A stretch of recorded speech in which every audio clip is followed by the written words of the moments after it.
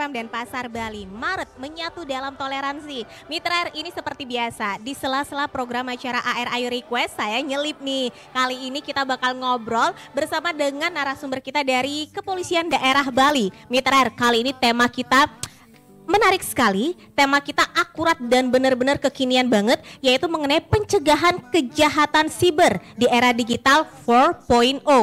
Banyak istilah yang sulit ya. Anda penasaran? Jangan kemana-mana. Tetap stay tune di sini di 104,4 FM. Oke, Mitra R di 104,4 FM dan Pasar Bali. Kembali lagi di 104,4 FM. Nah Mitra R, halo Polda Bali. Hari ini kita kembali bertemu dengan salah satu narasumber dari Polda Bali, Kepolisian Daerah Bali, yang seperti tadi saya sounding kepada Anda, kita akan membicarakan mengenai pencegahan kejahatan siber di era digital 4.0. Nah, untuk ngebahas hal yang benar-benar akurat ini Mitra R, karena ini lagi hangat-hangatnya ya, yang namanya era digital, yang namanya pokoknya era internet itu sekarang makin lama makin marak. Siapa yang nggak tahu internet coba? Untuk ngebahas hal ini sudah hadir di studio Radio AR yaitu AKP Imade Martadi Putra Eskom MT-MSC yang merupakan Kanit 4 Subdit Cyber Ditreskrimsus Polda Bali. Selamat siang Pak Made Martadi. Selamat siang juga kepada Mitra AR. Ya, oke. Gimana kabarnya Pak, sehat? Astungkare sehat. Sehat, oke. Ini sebelum ke Radio AR kalau boleh tahu agendanya apa tadi Pak? Aktivitasnya sebelum akhirnya nyempet-nyempetin nih ke AR nih. Ya, oke. Kalau tadi sih seharian biasa kami rutinitasnya menerima laporan dari masyarakat, pengaduan. Karena untuk kejahatan cyber ini cukup banyak, hampir tiap hari ada korban atau pelapor. Jadi kami menindaklanjuti laporan itu dan juga melakukan patroli cyber. Nah, jadi selain kami menerima laporan, kami juga melakukan patroli cyber setiap hari. Di dunia maya kami untuk menemukan tindak pidana yang bisa kita tindak lanjuti. Oke. Ini yang menarik ya, istilah patroli cyber. Karena biasanya teman saya biasa patroli hansip biasa. Teman saya yang itu tuh biasa tiap malam patroli siskamling biasa. Ini patroli siber. Nah, kita bakal cari tahu Mitra R seperti apa itu mekanismenya. Kemudian gimana itu cara-caranya. Entar kita bakal cari tahu. Nah, ini cyber kalau bahasa Inggrisnya ya Pak ya. CYBER, cyber. Kemudian kita adaptasi ke dalam bahasa Indonesia menjadi siber.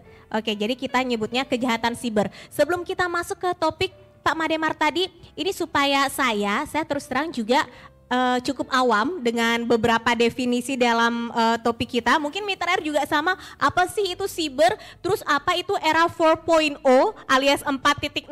Nah, mohon diberikan pencerahan dulu kita-kitanya Pak Made Martadi. Yang pertama, siber itu apa?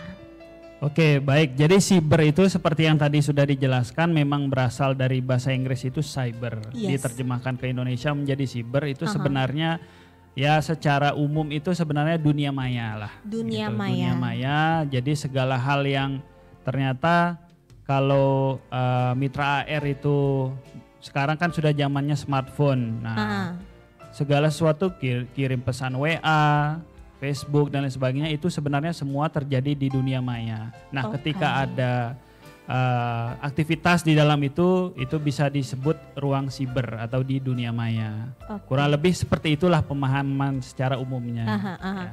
Jadi Mitra R udah mulai kebentuk ya pemahaman di benak kita masing-masing. Oh, itu loh siber, segala sesuatu yang terjadi di dunia maya. Itu yang kita sebut dengan siber. Oke, kemudian era, kadang-kadang orang menyebutnya era digital atau era 4.0. Itu apa itu Pak Made? Apakah artinya ada era 3.0 atau 5.0? Nah, silakan. Apa itu era 4.0?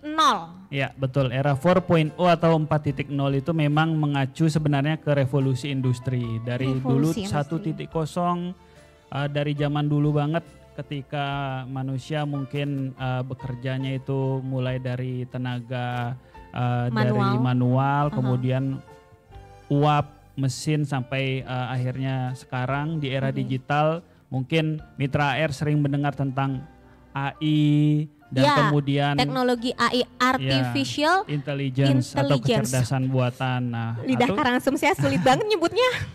Jadi di era 4.0 itu istilahnya orang bekerja nggak perlu datang ke kantor, dia bisa jarak jauh. Kemudian untuk rumah sudah ada smart home, jadi apa-apa bisa dikontrol cuma lewat handphone. Nah itu sudah masuk ke era digitalisasi atau 4.0. Revolusi digital itu ya. Revolusi ya. 4.0. Ya betul. Oke. Pak Made, ini sebelumnya permakluman ya, disclaimer, karena Pak Made bicara dengan orang yang agak gaptek sedikit, jadi agak pelan-pelan gak apa-apa ya. Karena ini benar-benar kita ngobrol soal teknologi Mitra. Makanya gak salah kalau narasumber kita memang adalah seorang sarjana komunikasi, kemudian sarjana komputer, magister teknik, dan juga magister sains. Luar biasa, benar-benar orang yang kompeten untuk ngomongin pencegahan kejahatan siber di era 4.0 ini. Oke, baik, sekarang kita melangkah ke topik kita Mitra. Pak Made Martadi, kenapa sih Pak Made ngerasa penting untuk ngobrolin ini di Radio AR mengenai kejahatan siber ini? Maksud saya kondisi seperti apa yang bikin kita untuk makin melek tentang kejahatan siber ini Pak Made? Ya. Jadi berdasarkan kenapa ini penting topiknya, karena memang meresahkan ya sekarang kejahatan siber itu. Itu kita garis bawahi ya, meresahkan ya. Ya betul, jadi dari semua kalangan bisa menjadi korban. Baik. Entah itu dari yang berpendidikan, nggak berpendidikan, yang jabatan tinggi sampai yang rendah. Semua bisa menjadi korban. Nah itu berdasarkan dari laporan yang kami terima di Polda Bali. Ya, jadi hampir setiap hari ada masyarakat yang datang ke kantor mengadukan atau melaporkan bahwa mereka menjadi korban penipuan. Nah itu terjadinya di cyber atau di dunia maya. Seperti itu. Jadi atas dasar itu, jadi kami merasa bahwa sosialisasi tentang pencegahan kejahatan cyber itu sangat penting karena lebih baik mencegah daripada mengobati. Seperti itu.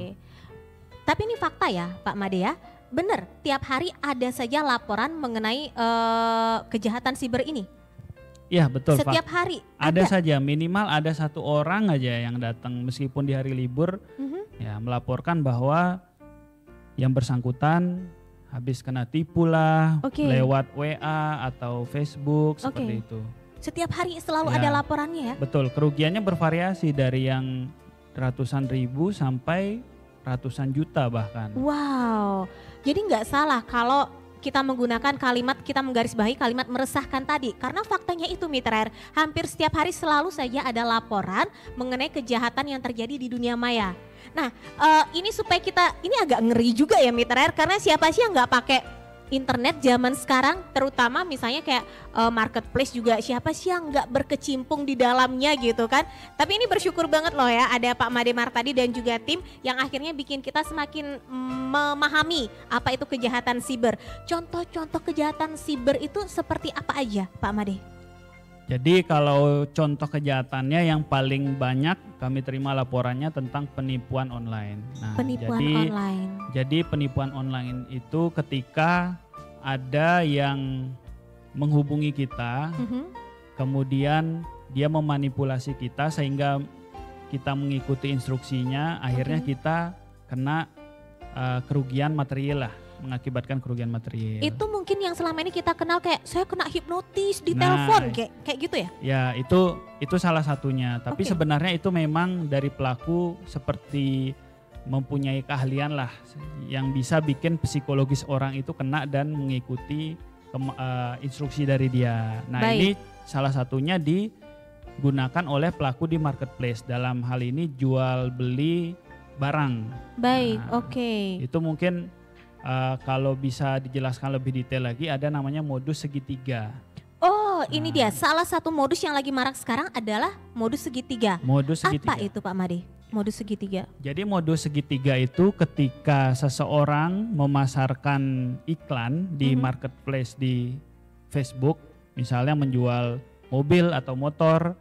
Kemudian ada pihak ketiga nih sebagai maklar lah istilahnya. Pihak ketiga ini berada di tengah-tengah. Nanti dia akan menghubungkan penjual dan pembeli yang sebenarnya. Baik. Nanti yang di tengah-tengah ini, maklar ini atau pelaku, dia akan mengarahkan penjual agar bertemu dengan pembeli di suatu tempat. Siap. Kemudian dia akan mengarahkan kepada penjual, tolong ngaku saja sebagai saudara saya gitu misalnya. Oh oke, baik. Pembeli juga gitu. Ya itu saudara saya. Disampaikan ke pembeli. Jadi dalam hal ini penjual benar-benar penjual, pembeli benar-benar pembeli. Betul. Yang di tengah-tengah ini aja yang oknum ya. Ya betul. Baik, lanjut Pak. Ketika calon pembeli ini konfirmasi ke penjual, penjual akan mengikuti instruksi orang ketiga itu. Baik. Iya benar, saya saudaranya, bukan punya saya kendaraannya gitu. Oke. Oh gitu, oke baik, saya cek dulu ya misalnya mobil nih. Oh ya, surat-surat lengkap, oh ya ini surat-suratnya, oke. Saya transfer ya gitu.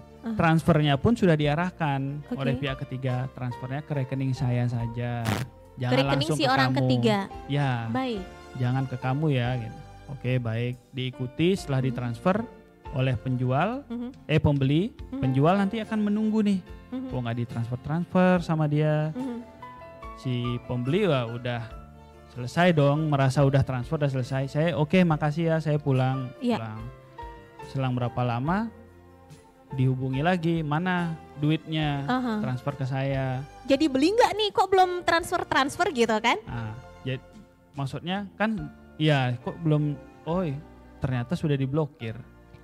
Gitu. Si pembeli ini sudah bilang, sudah saya transfer ya, gitu. Ini buktinya.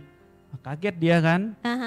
Oh ya, ada juga yang mungkin dia sudah paham bahwa nanti transfernya ke orang ketiga itu dengan harapan orang ketiga lalu meneruskan biayanya ke rekening penjual yang sebenarnya. Iya.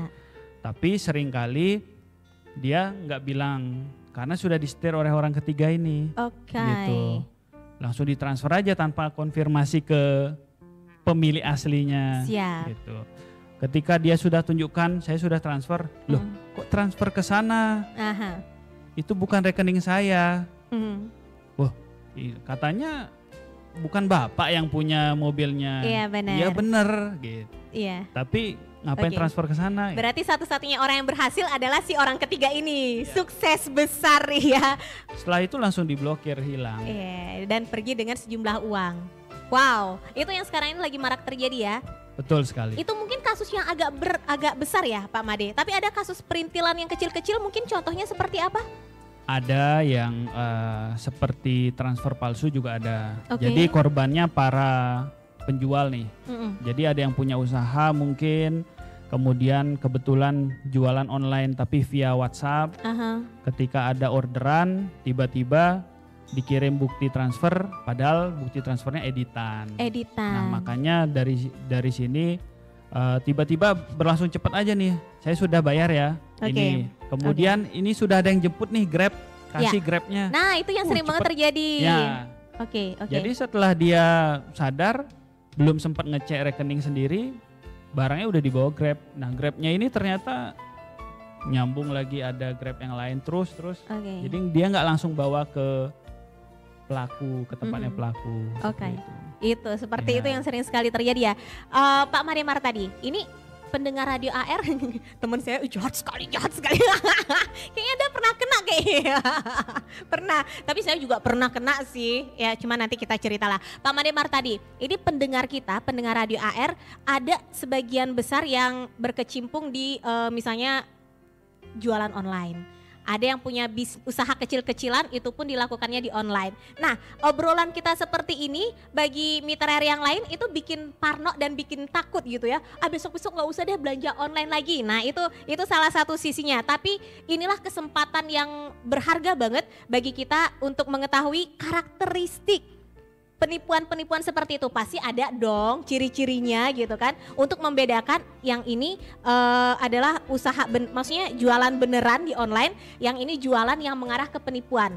Ada tidak apa sih ciri-ciri khusus gitu yang bisa menjadi kewaspadaan bagi kita si pembeli? Nah, ditahan dulu jawabannya Pak Made.